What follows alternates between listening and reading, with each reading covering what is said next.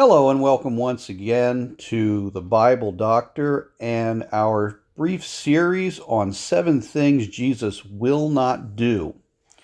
We've looked at 4 things already. Today we're going to look at the 5th thing, and we're going to see that Jesus would not seek the approval of man.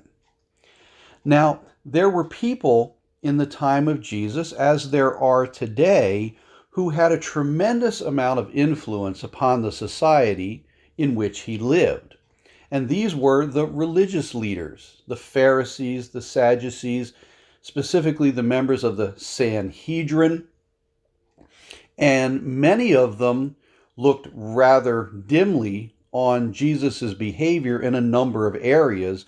And one of them was Jesus performing healings on the Sabbath day. They saw this as a work. And we're going to look at one example of this and see Jesus' response, that he's not interested in what these so-called religious leaders have to say. He's interested in teaching the truth and having true compassion upon mankind. So we're going to look at we're going to look at Luke today. We've been in Matthew a lot.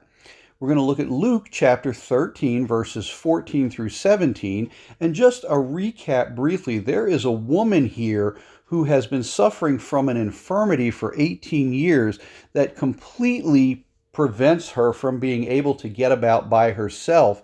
We're told in verse 11 of chapter 13 that she is bowed together and she could not even lift herself up. Jesus told her in verse 12, "Woman, thou art loosed from thine infirmity." And when he laid his hands on her in verse 13, immediately she was made straight, and she did the most wonderful thing she could. She glorified God.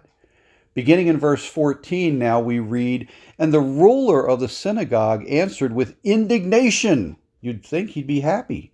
God was at work. "Because that Jesus had healed on the Sabbath day.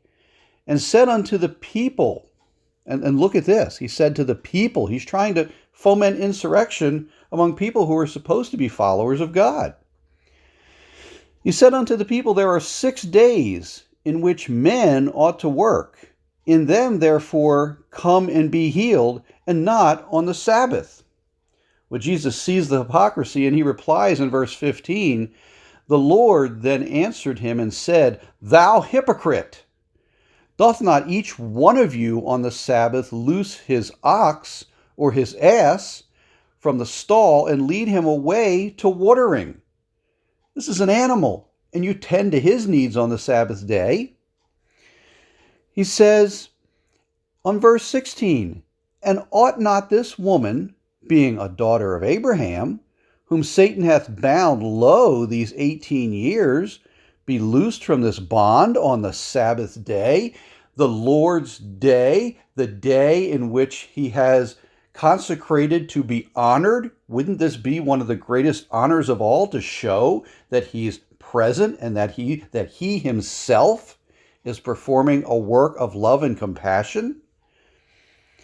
"And when he had said these things, all his adversaries were ashamed, and all the people rejoiced for all the glorious things that were done by him." And I look at this example, and I just see the hypocrisy that exists in our world today.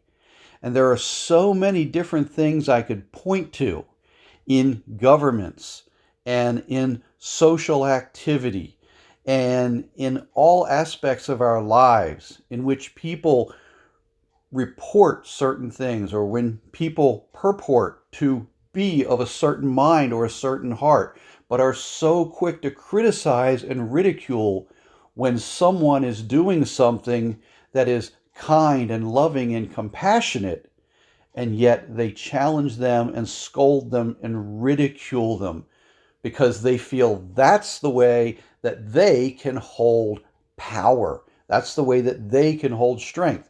And they tell this to the people to shame others who are actually doing the right thing. This is a prime example of what we see going on right in front of our faces right today in 2021.